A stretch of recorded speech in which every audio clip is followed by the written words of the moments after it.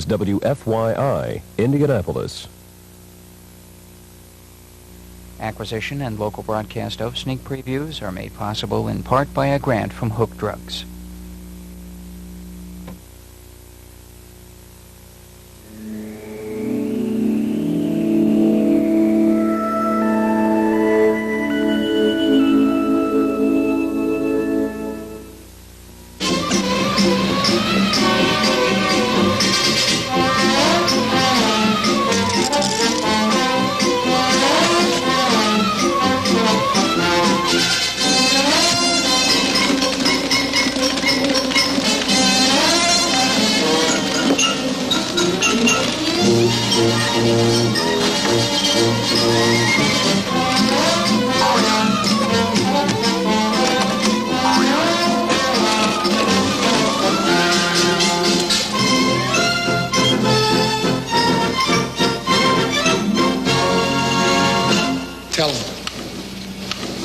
Tell me what? 2 microscopic capsules lodged in your arteries. They're already starting to dissolve. In 22 hours, the cores will completely dissolve. Inside the cores are a heat-sensing charge. Not a large explosive, about the size of a pinhead. Just big enough to open up both your arteries. I'd say you'd be dead in 10 or 15 seconds. Come on now. They're protected by the cores. 15 minutes before the last hour's up, we can neutralize the charge with X-rays.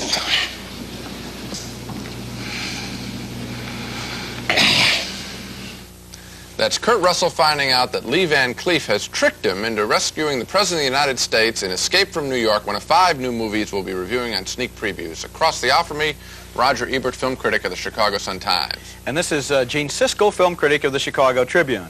In addition to Escape from New York, we'll also review a strange and brilliant documentary named Gates of Heaven, also the new Disney animated feature, The Fox and the Hound, an action thriller named Force 5, and now Gene starts with On the Right Track. It's been a remarkably entertaining summer for movies. An example of that is the first movie made by the Diminutives TV star Gary Coleman from the Different Stroke Show. On the Right Track, his movie is an enjoyable and wise little comedy about a young orphan who hates the street life of the city, so he lives below ground level in a luggage locker in a train station. After Coleman is discovered there, he is hassled and chased by a bunch of do-gooders who want to place him in a foster home.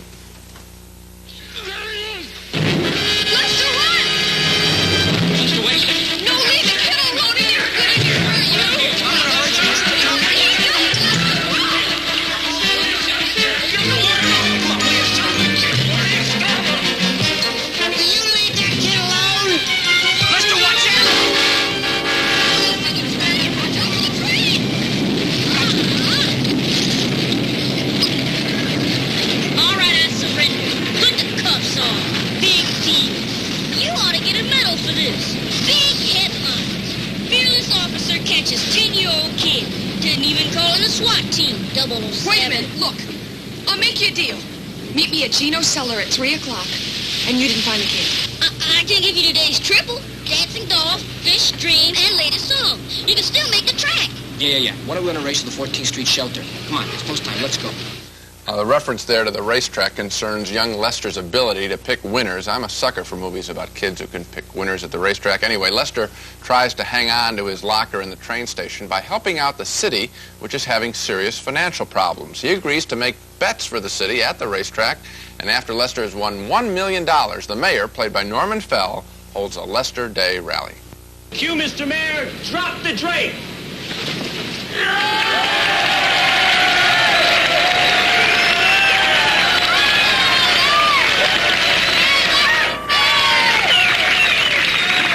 Has there ever been a time in history when a 10-year-old orphan has given $1 million to our city?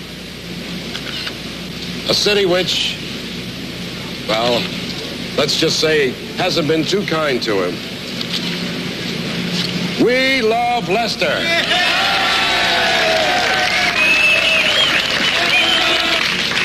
This check will make this whole city like Union Station. It gets cleaned every day, the roof don't leak, and the toilets work. Now, the story gets needlessly complicated at the end, but before that, I was won over to On the Right Track. Gary Coleman is a pleasing personality here. He's not always a smart aleck like he is so often on his TV show. And the film has a surprisingly gentle touch as we witness a child's view of an often selfish and rude American city. So I liked On the Right Track a lot. I liked it, but not enough to recommend it. But I did like Gary Coleman a whole lot. And you know, sometimes in the movies I really get uptight about little kids because they're so cute, so lovable, so squeaky clean and perfect. You want to tweak their little noses. You know, you can't stand them. They're insufferable. But Gary Coleman, right, punch them out. Gary Coleman isn't like that, at least. In the scene with the mayor, for example, it looked as if he were almost about to ask for a patronage job. Right, he's a sharp He's got kid. a real edge to him, and I like that about the film. So why are you not recommending? So why didn't I like it? Well, the first hour of the film, I was thinking, this is unusually good. This is surprisingly good. And then it got all junked up with all kinds of subplots and chases, and the mafia comes in, and extra characters are introduced. Finally, it just turns into a complete mess, and I just lost interest. Well, the thing that I felt the same thing, and I said that too. The ending is too complicated. But I think that one thing you haven't mentioned that makes me recommend the film is that it has real heart to it. It does have an attitude about the city and how a young kid, a pure child, can view things in a much more fresh, honest way and can offer solutions. I know that sounds very serious for a summer movie, but I felt that the film had that quality, and there was a richness to the film that caught me totally by surprise. Well, there's one thing for sure. This is not just a dumb little throwaway kiddie picture. We can agree on I that. think it's a close miss. You think it's a win, okay? Yes. Okay. Let's move on to a movie now that I think is one of the most brilliant, weird, and unusual American documentary films I've seen in a long time. It's called Gates of Heaven, and that's not to be confused, by the way, with the box office bomb Heaven's Gate. This is a different film, Gates of Heaven.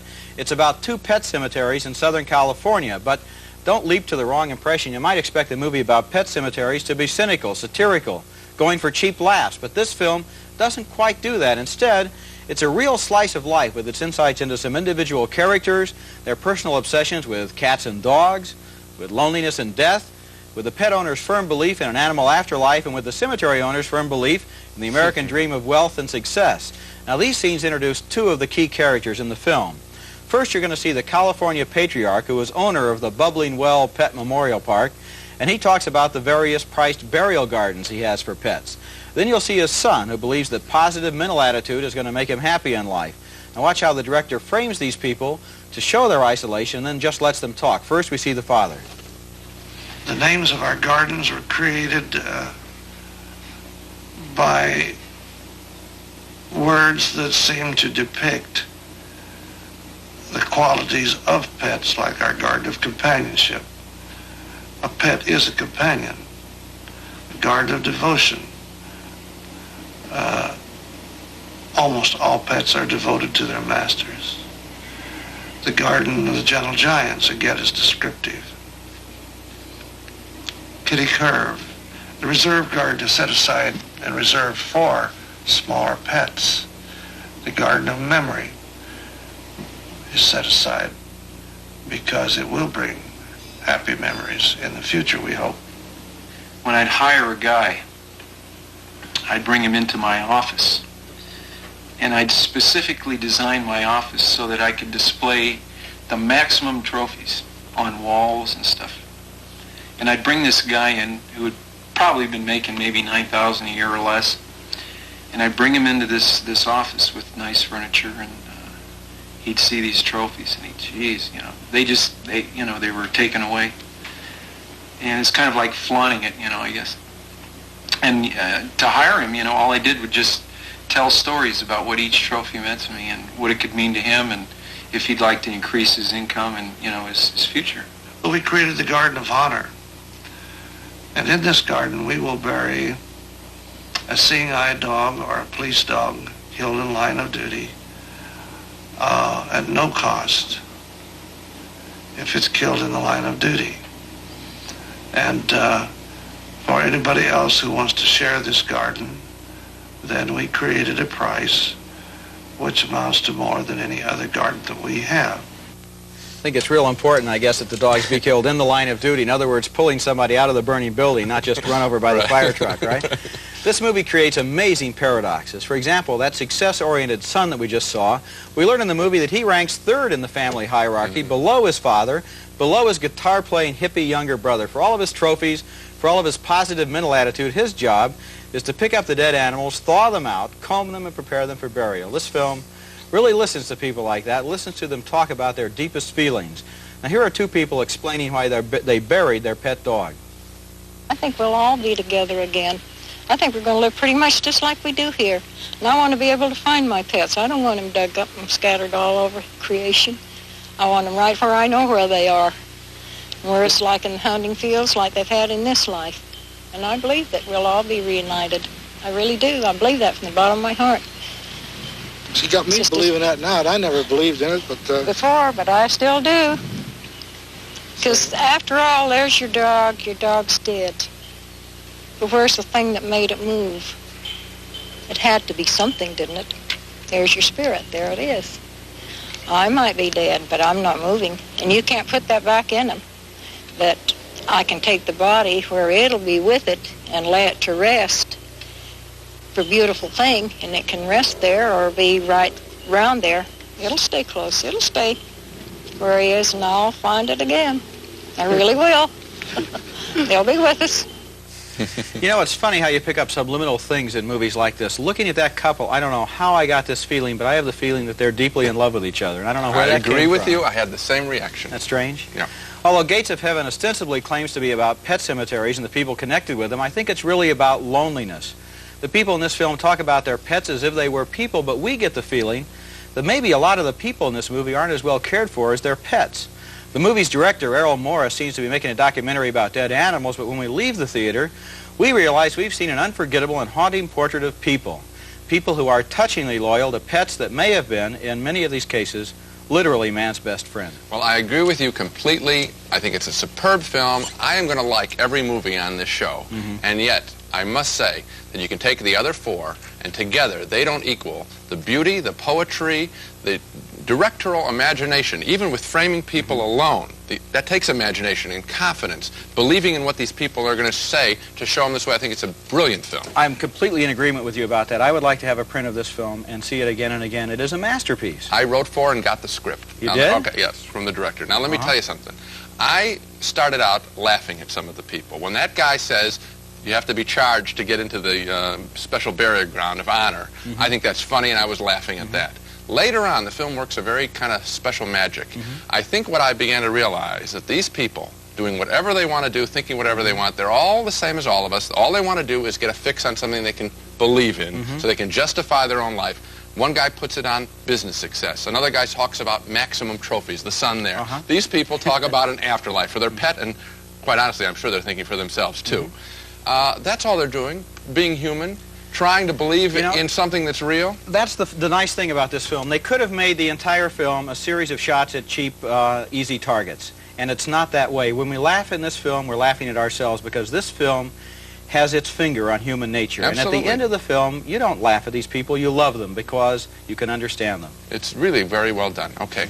Disney Studios has been struggling for more than a decade, I think, to make a good movie. In that time, they've made only a couple, but I think they've done it again with our next film, The Fox and the Hound, a sweet and old-fashioned Disney cartoon feature that tells the story of an unlikely friendship between a small hound dog and a baby fox. They're as cute as Disney can be when they meet and become friends.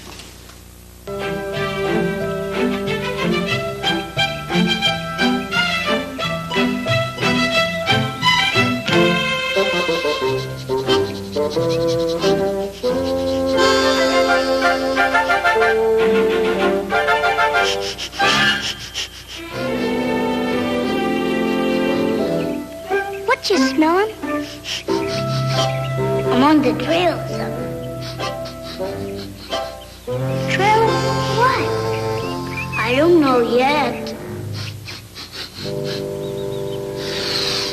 Why, it's you. What do you do that for?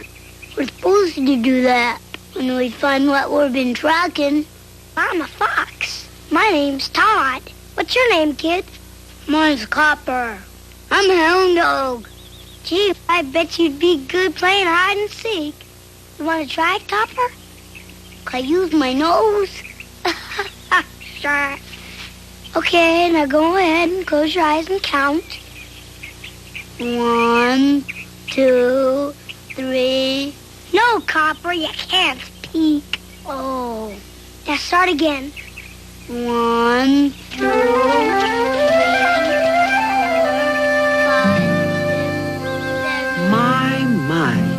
Look at that.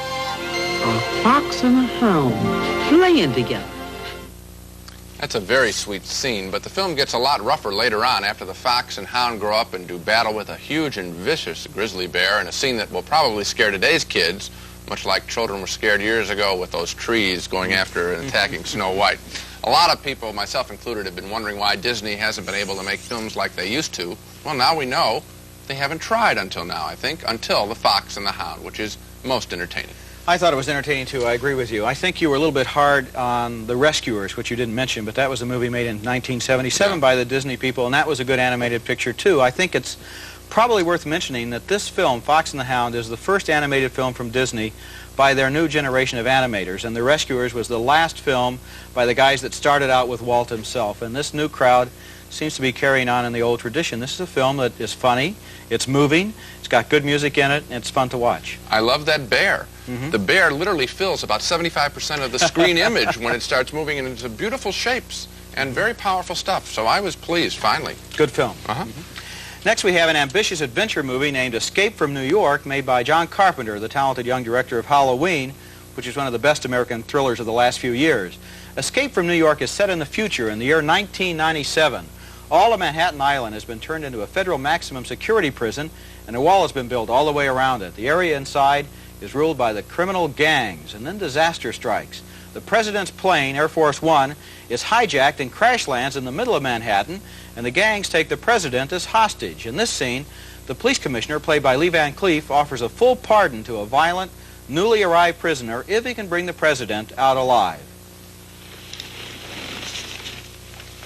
S.D. Pliskin, American, Lieutenant, Special Forces Unit Black Light.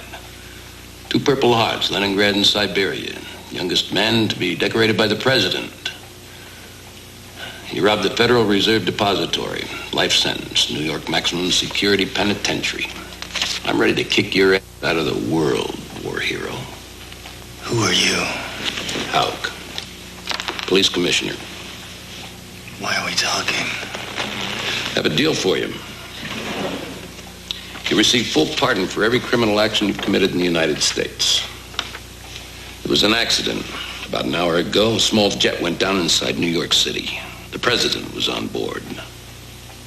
President of what? That's not funny, Pliskin.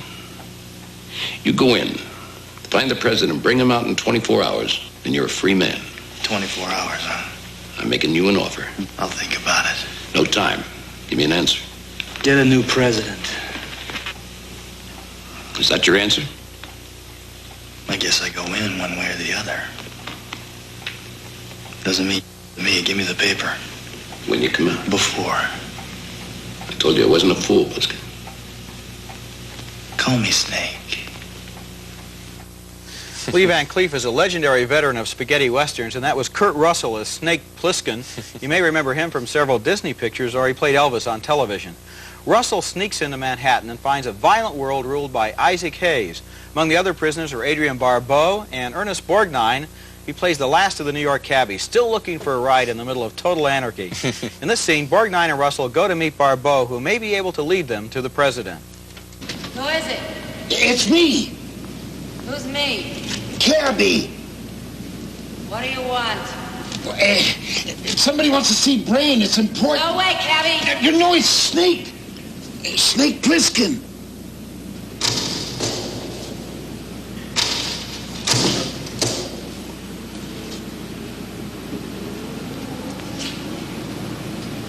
You're Pliskin? He wants to see Brain. Why?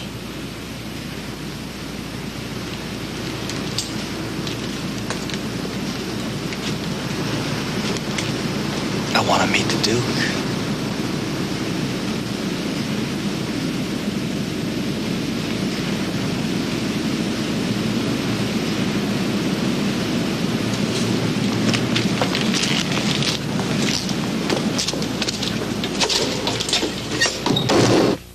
That's an appealing idea that even as a prison society, New York would still have cab drivers. There are a lot of good things in Escape from New York. The idea is good, so is the real craftsmanship of the director, John Carpenter.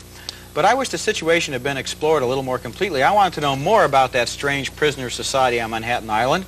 I wish the characters hadn't been played as caricatures and exaggerations. The movie turned into more of an action cartoon than a real thriller, and that's too bad. Well, we have a big disagreement because I like the picture. I agree with you. It is a cartoon. I thought it always was intended to be, and I enjoyed it as such. The thing that bugged me is what you did mention, which is that I think they blew an opportunity by not giving us more about the prison society in Manhattan. I don't know why they didn't do that and instead gave us Adrienne Barbeau walking around half naked. I think she's a very poor actress. But the film was very entertaining. I liked it as this comic book hero with, you know, Kurt Russell doing a great imitation, I thought, of Clint Eastwood. I thought it was very much fun. I'm not sure that was Kurt Russell's intention.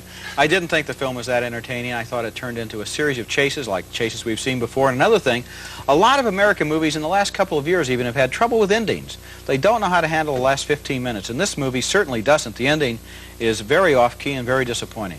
Well, we disagree, because I thought the ending was cute and made a little tiny point. All right, now let's see. I've liked the Gary Coleman movie, a Walt Disney movie. Why stop?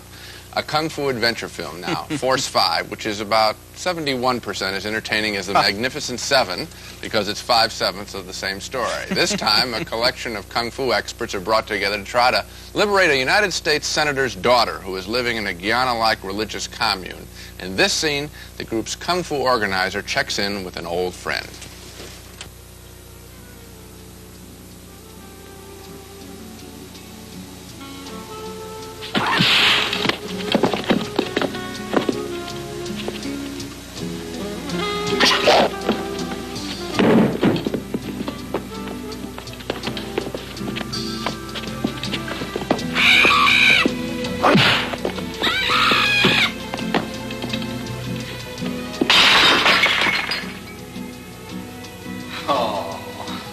Okay. Hey, it's me.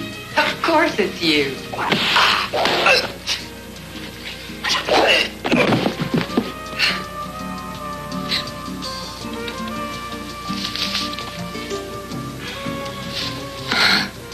That elbow in the stomach. That was lucky. Like hell it was.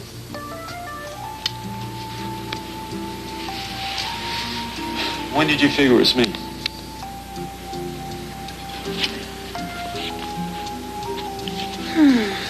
Well, the hairstyle's different, but I always know it's you. I still remember New Year's in Miami.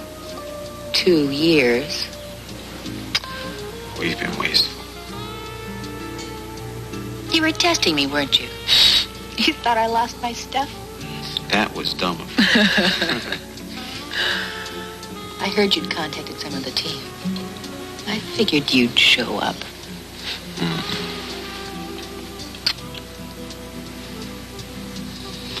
What I need is a woman who can think and fight and chew gum at the same time. And you're the boss? That's it. Well, I won't say sir. This twosome hooks up with 3 other Kung Fu experts, and they storm the religious commune. For a change, the bad guys are in white.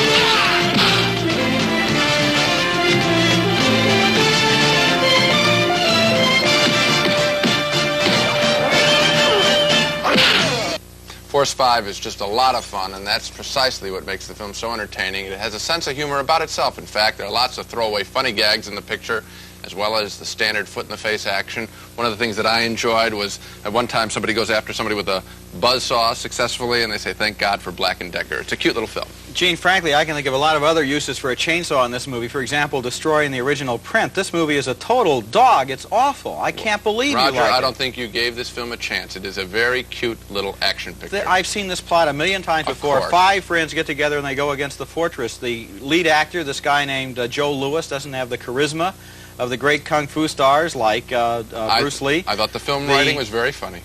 I didn't think so. I didn't think that the writing was funny, the characters were not original, the kung fu action wasn't very good. Every time they kick each other in the jaw there, it sounds like a whip being snapped or a Naugahyde couch being hit with a ping pong paddle. It always does, in every one of these pictures. This movie is a real dog of the week.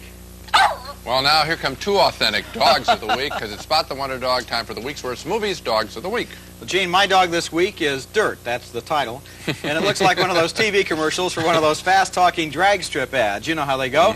Sunday, US 40 drag strip. See, Arnie the Farmer Sedgwick in his $200 International Harvester with $4,000 tires. See, men racing through the desert sand while breathing filtered air. See, two brothers in a blood feud to see who can drive a four-wheel Jeep to the top of a muddy hill. Sunday. See, the film narrator, an old coot, drink beer while talking about the race.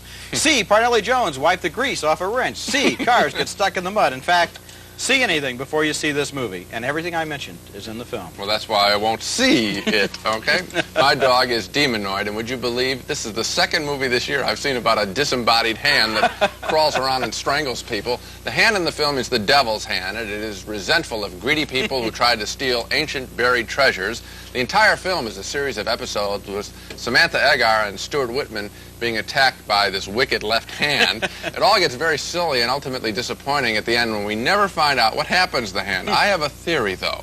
I'd like to think that the hand from Demonoid, the left hand, and the hand from that other thriller, called The Hand, they two got together, shook hands, and came out fighting. So much for the dogs. Now let's take another look at the main movies on this program. On the Right Track is a comedy starring pint-sized Gary Coleman. We both like little Gary, and Gene thought the movie was a bright and original comedy, but I felt a good idea got too cluttered and crowded, so I vote no. Two big yes votes, though, for The Gates of Heaven, the best movie on this program. The brilliant and original documentary about human loneliness as reflected in the stories of two California pet cemeteries. We vote yes. We suggest you look for this film in an art theater or your local film society. Two more yes votes for The Fox and the Hound, the latest animated feature from Walt Disney. We liked its animation and its serious message. We split on Escape from New York. Gene thought it was an exciting thriller. I felt the story became too much of a caricature of itself. And we also split on Force 5. Gene votes yes and thought it was an exciting kung fu romp. I feel this film was no better than the other kung fu movies which have preceded it. And by the way, 2 weeks ago on Sneak Previews, while reviewing Beyond Evil, one of the Dogs of the Week starring John Saxon, I mistakenly said that Saxon was our new ambassador to Mexico. Well, actually, of course, John Gavin is our ambassador to Mexico, and he was not in Beyond Evil. So apologies to John Gavin, John Saxon, and Mexico. That's it for this week. Next time on Sneak Previews, we'll take a look at Endless Love, a drama about teenage romantic obsession starring Brooke Shields, Blowout, a thriller with John Travolta on the trail of a political murder, and Zorro the Gay Blade, a new comedy starring George Hamilton. Until then, we'll see you at the movies.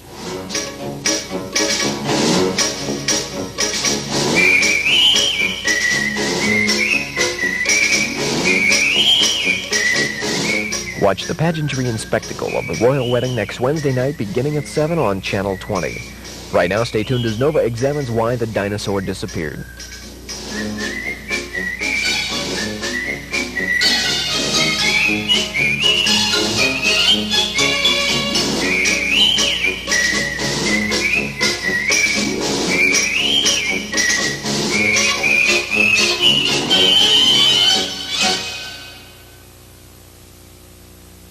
Funding for Sneak Previews was provided by this station and by other public television stations.